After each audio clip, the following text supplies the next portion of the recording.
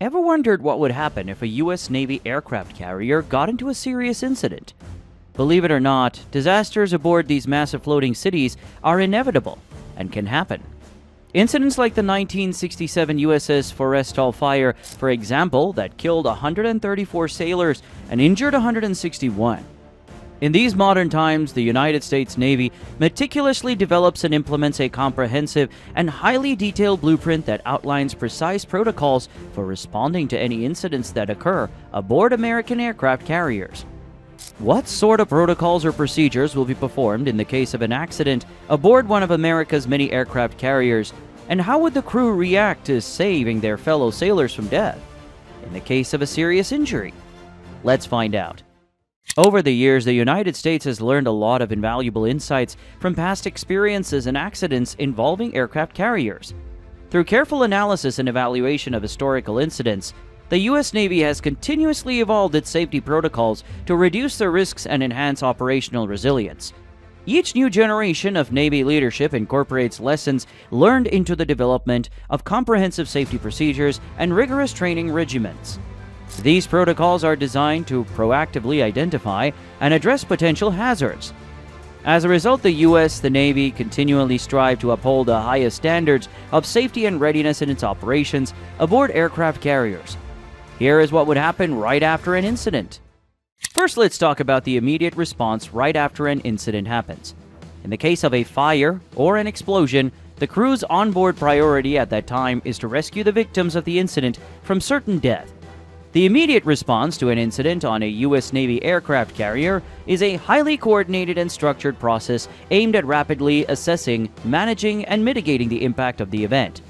When an incident occurs, whether it involves casualties, equipment malfunctions, or operational disruptions, the carrier's personnel spring into action to ensure the safety of all individuals on board and to maintain operational integrity.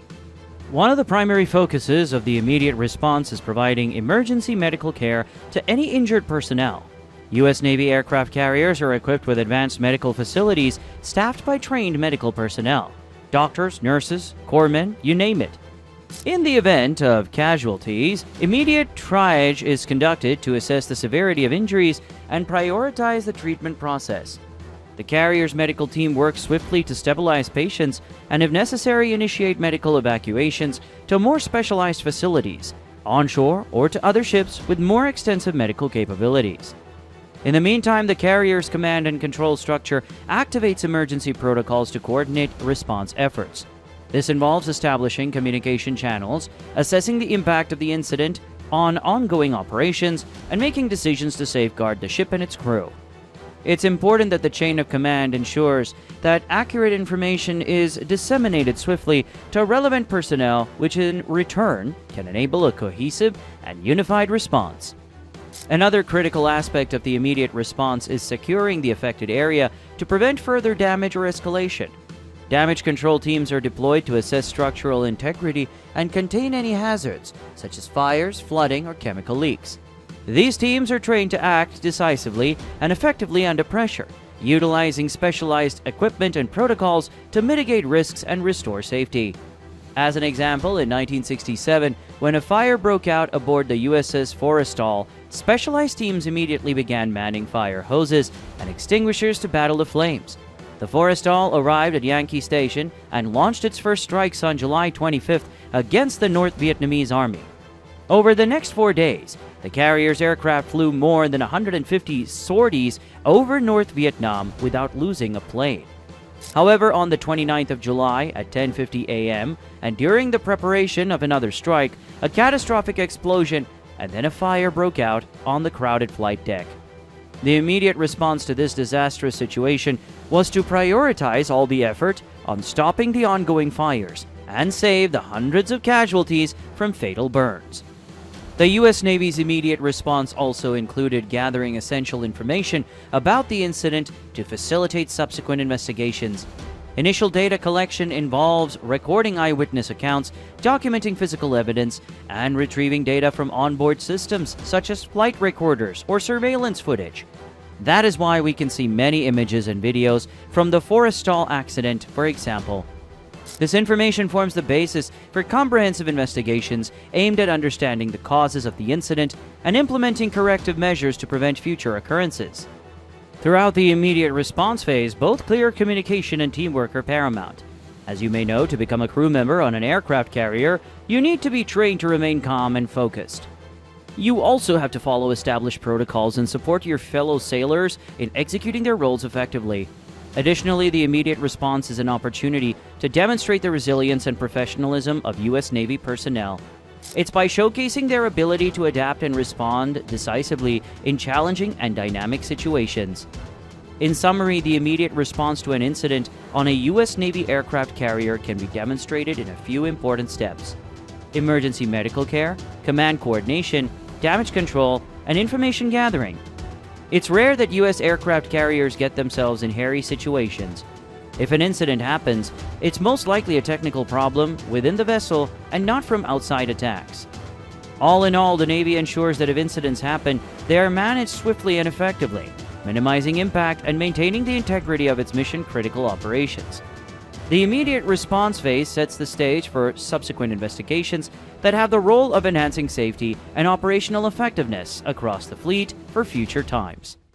Investigations following incidents on U.S. Navy aircraft carriers are comprehensive and meticulous processes designed to uncover the root causes and contributing factors of an event, with the primary goal of preventing future occurrences and enhancing overall safety and operational effectiveness. These investigations are typically initiated promptly after an incident occurs and involve a multidisciplinary team of experienced personnel that includes 4 departments: accident investigators, naval engineers, safety experts, and legal advisors. The investigation process begins with the preservation of evidence and the collection of data from various sources. This includes gathering witness statements, analyzing onboard recordings such as flight data and cockpit voice recorders, reviewing operational logs, and conducting forensic examinations of physical evidence. The objective is to compile a detailed and accurate account of the events leading up to and during the incident. One of the key components of any investigation is the analysis of human factors involved in the incident. That means that it's necessary to evaluate crew performance in the decision-making processes or if the training adequacy for flight operations was fully met. Understanding human factors helps investigators identify potential lapses or errors that may have contributed to the incident. In future naval missions, this can help the U.S. Navy make targeted recommendations for training and procedural improvements.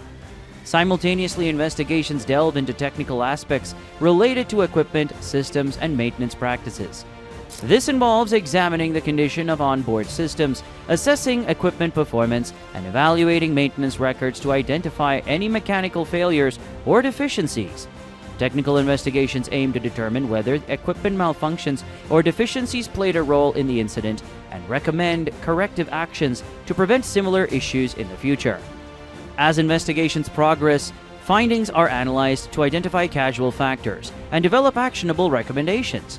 Investigation teams collaborate closely with relevant stakeholders, including Naval Command, safety oversight bodies, and engineering teams, to ensure a comprehensive understanding of the incident's implications and the development of effective corrective measures. The culmination of the investigation process is the preparation and dissemination of a detailed incident report. This report outlines the sequence of events and identifies root causes and contributing factors, and provides recommendations for corrective actions. Incident reports serve as valuable tools for organizational learning, guiding policy changes, procedural improvements, and training initiatives aimed at enhancing safety and operational readiness across the fleet.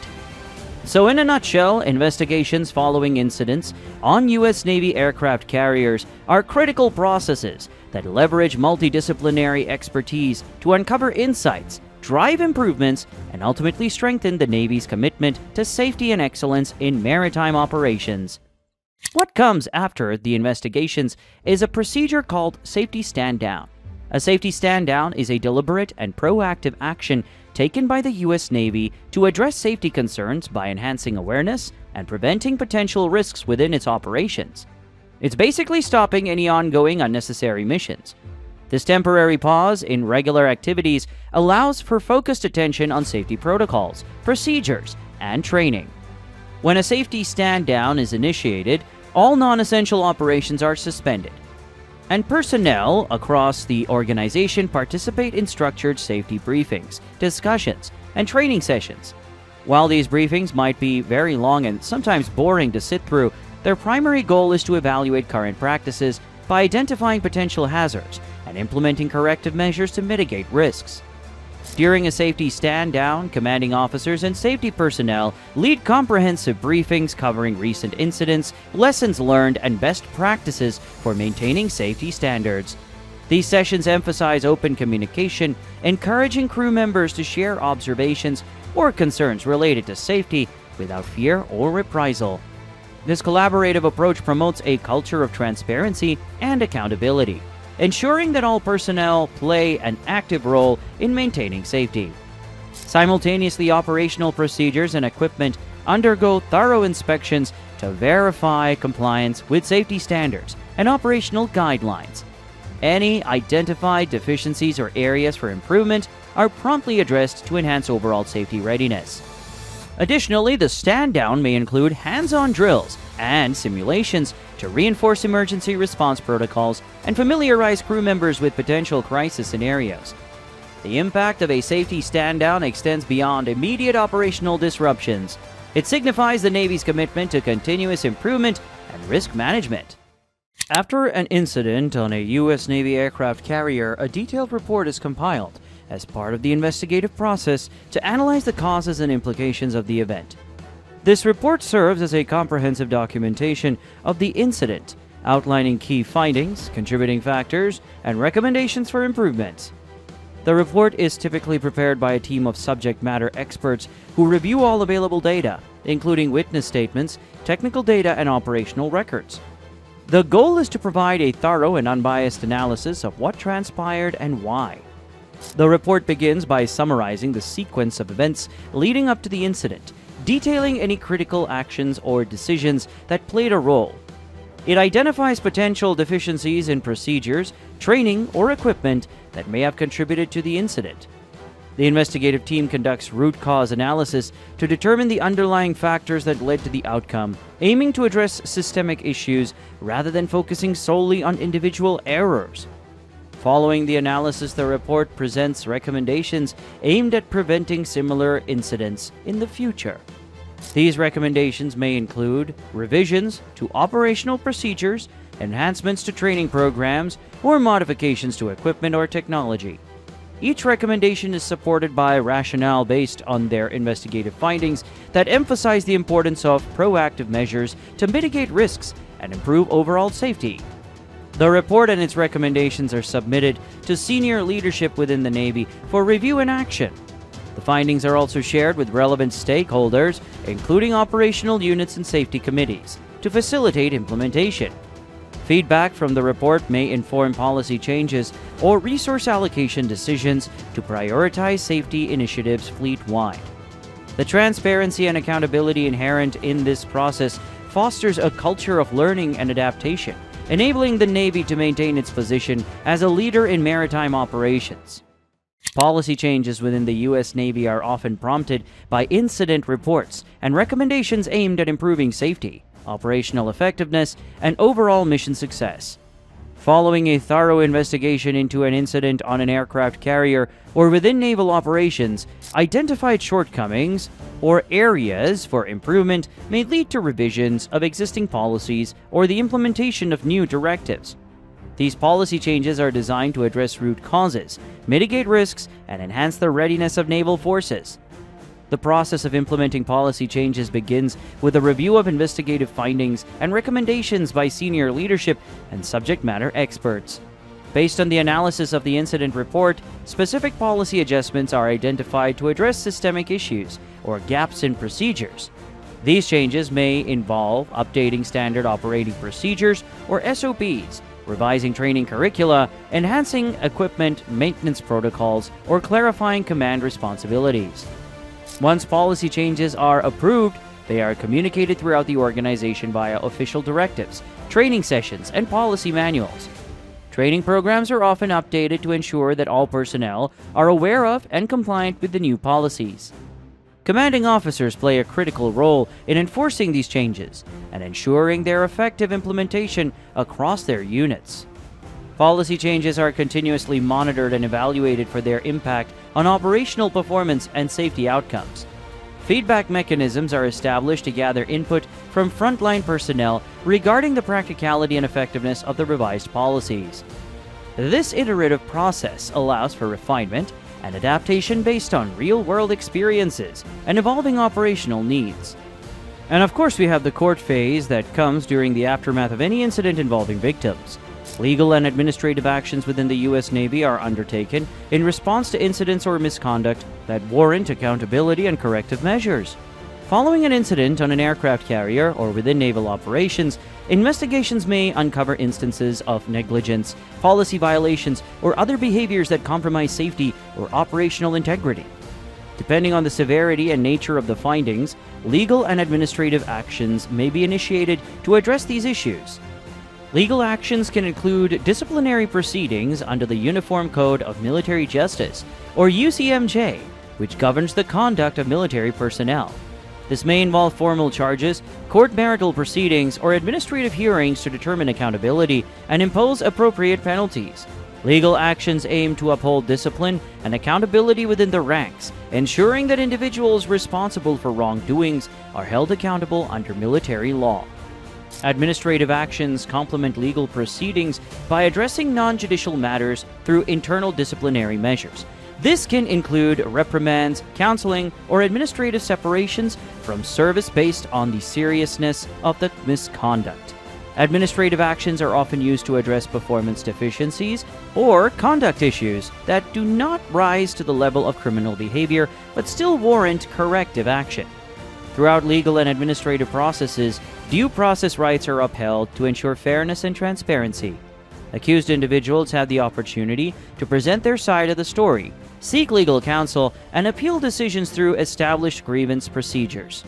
This adherence to procedural fairness reinforces trust and confidence in the Navy's disciplinary system. Safety culture within the U.S. Navy is a foundational principle that emphasizes the collective responsibility of all personnel to prioritize safety in every aspect of operations. It encompasses shared attitudes, beliefs, and behaviors that promote proactive risk management, hazard identification, and adherence to safety protocols. A strong safety culture is cultivated through leadership commitment, continuous training, and open communication throughout all levels of the organization. Leadership plays a pivotal role in shaping and reinforcing safety culture within the Navy. Commanding officers and senior officials set the tone by prioritizing safety in mission planning, resource allocation, and decision-making. They lead by example, demonstrating a commitment to safety through their actions and decisions, which influences the attitudes and behaviors of subordinates. Continuous training and education are integral to fostering a robust safety culture. Personnel receive regular briefings, workshops, and drills focused on safety awareness, emergency response, and risk mitigation strategies. Training programs are updated to reflect lessons learned from incidents and to ensure that all personnel are equipped with the knowledge and skills necessary to identify and address potential hazards. Open communication is encouraged to empower all personnel to voice safety concerns and report near misses without fear of reprisal. Feedback mechanisms such as safety suggestion boxes and anonymous reporting systems provide avenues for individuals to contribute to safety improvements. This transparency promotes a culture of learning from mistakes and taking proactive measures to prevent future incidents. Collaboration and teamwork are also key components of a strong safety culture. Crew members are encouraged to look out for each other's safety, practice situational awareness, and intervene when necessary to prevent unsafe practices. This collective responsibility fosters a sense of camaraderie and mutual accountability among team members, reinforcing the importance of safety as a shared priority. In conclusion, exploring the impact when the U.S. Navy aircraft carriers face casualties reveals critical insights into the complex dynamics of naval operations. Reflecting on the sacrifices made by those who serve their nation with honor and putting themselves in danger away from their families and loved ones makes the U.S. Navy more dedicated to put out a set of protocols that hopefully guarantee such incidents can never happen again. Ultimately, the lessons learned from examining these scenarios contribute to a deeper understanding of the challenges faced by the U.S. Navy and reaffirm the importance of honoring and supporting the military community. If you enjoyed this video and learned a thing or two about the Navy or aircraft carriers, make sure to like the video and subscribe for more content like this. Also, feel free to share your thoughts in the comments below.